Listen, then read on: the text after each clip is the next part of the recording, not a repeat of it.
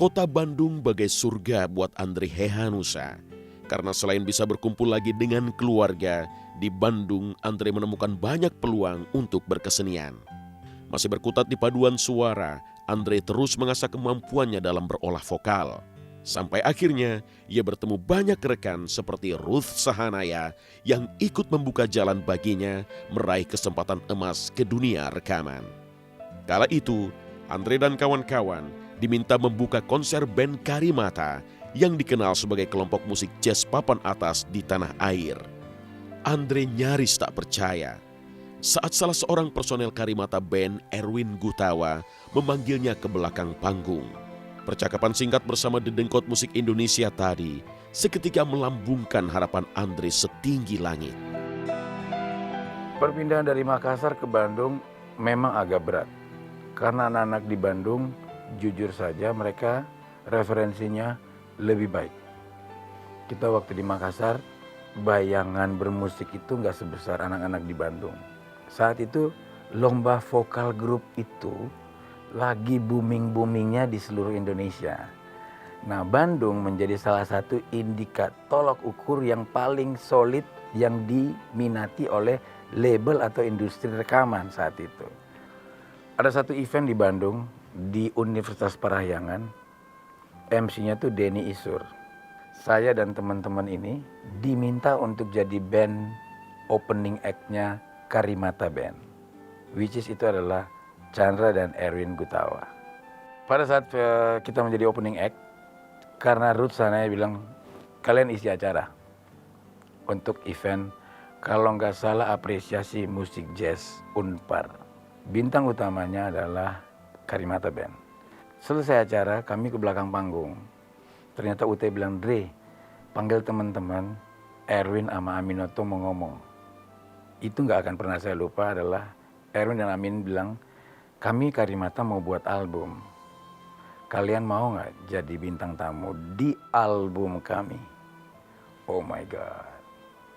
Dari situ kami membuat album, satu lagu di album Karimata, judulnya Selamat Jalan Sahabat.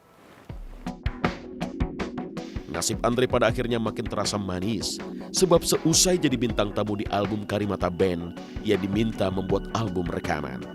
Tanpa pikir dua kali, tawaran ini disambarnya sebab Tuhan telah membukakan jalannya dan ia tak menyia-nyiakan pemberian ini. Erwin Gutawa dan Aminoto dan Harikis itu bapaknya Vidi Aldiano. Itu adalah produser kami pertama. Tapi dasar anak Bandung, kita nggak pengen tinggal di Jakarta. Kalau tanya kenapa, Bandung is the beautiful city in the world. Ternyata bernyanyi tidak cukup berani membuat saya untuk solo. Karena kedekatan saya dengan seorang yang namanya Erwin Gutawa di Bandung, saya mencoba untuk mengikuti Lomba Cipta Lagu Populer Indonesia tahun 91. Saya mendapat predikat terbaik di Lomba Cipta tersebut yang diselenggarakan oleh LCLP Indonesia. Itu adalah RCTI yang baru jadi dan SCTV. Karena order mulai ada, saya merasa lebih yakin lagi bahwa ini dunia. Inilah dunia saya. Nah, Bintang-Bintang adalah satu lagu pertama saya yang populer bersama Titi DJ. Pelan namun pasti Andre mulai menemukan jalannya. Sukses bersama Katara Singers, Andre pun mulai dilirik banyak produser rekaman. Di saat bersamaan, beberapa penyanyi juga ingin mencicipi lagu ciptaannya. Adalah Titi Dwi-Jayanti yang akhirnya menyanyikan karya cipta Andre Hehanussa. Lagu berjudul Bintang-Bintang yang diciptakannya dan dinyanyikan Titi DJ meledak di pasaran. Siapa yang menyangka ini bisa terjadi? Di saat Andre masih terheran-heran dengan pencapaiannya, ia malah diberi kesempatan pelesir ke luar negeri.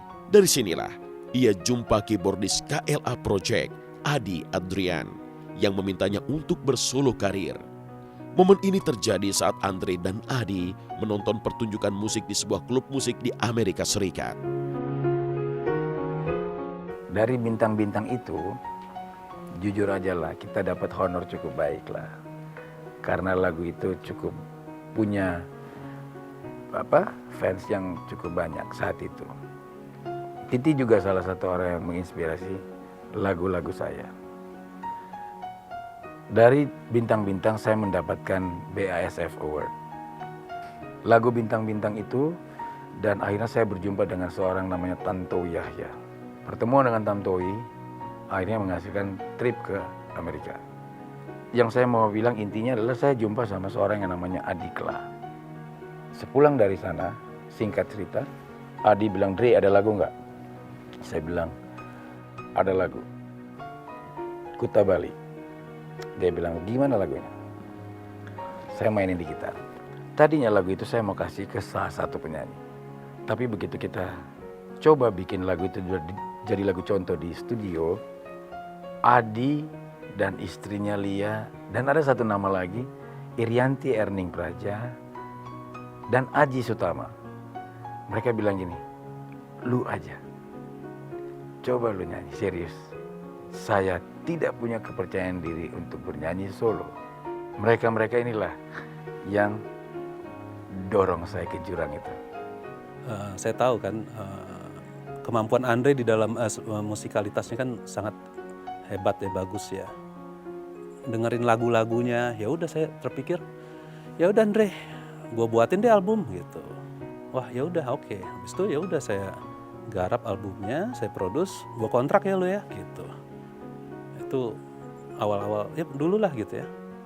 95-96 lah kalau nggak salah. Udah habis itu ada lagu Bidadari, itu lagu saya sama Andre. Ya keluarlah album Bidadari itu, ada Kuta Bali apa segala macam. Nah disitulah dia jadi artisnya Warna, artisnya saya waktu itu. Lagu Kuta Bali menjadi karya Adi Luhung bagi Andre Hehanussa. Pria berdarah Ambon yang pada awalnya enggan bersuluh karir ini, akhirnya meraih apa yang justru dijauhinya, yakni menjadi penyanyi solo. Andre yang sederhana, pemalu dan murah hati, hanya bisa berucap syukur kala lagu ciptaannya meledak di pasaran. Seketika, Andre ditasbih sebagai salah satu vokalis berbakat di negeri ini.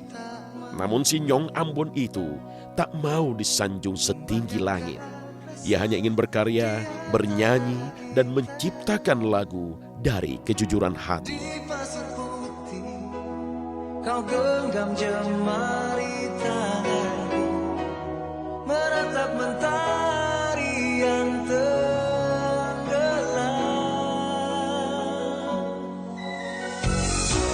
Semua berlalu di balik khayalku.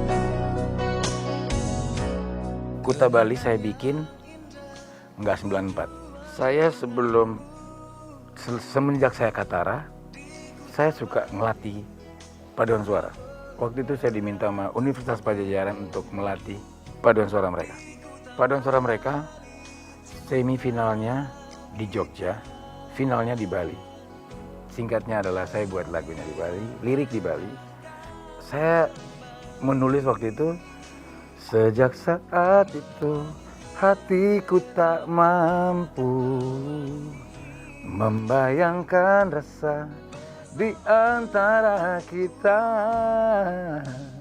Di pasir putih kau genggam jemari tanganku. Dan itu terjadi. Intinya adalah apa yang tulus, apa yang jujur, apa yang benar-benar keluar dengan sendirinya dari dalam hati, itu adalah sebuah karya yang baik. Ya dia tahu apa yang harus dilakukan tuh dia tahu sekali. Jadi dan waktu itu hasilnya bagus, sambutan orang. Album Andre pertama diterima dan ya ada hits-hitsnya Bidadari ya, Kuta Bali, KKED, dan sukses lah waktu itu. Dan itu memang Andre itu istimewa ya sebagai seniman. Saya pikir begitu. Waktu itu dia bilang, saya pindah ke Jakarta, dia bilang itu. Mau fokus di dunia musik ini. Dari situ saya pikir, wah ini udah pasti akan sesuatu lah gitu ya. Nebak sih enggak, cuman kira-kira punya prasangka itu sih ada kali ya, tinggal waktu aja kali. Suatu saat Pada saat kita merasa bahwa kita sudah puas dengan pekerjaan itu, nah itu berbahaya.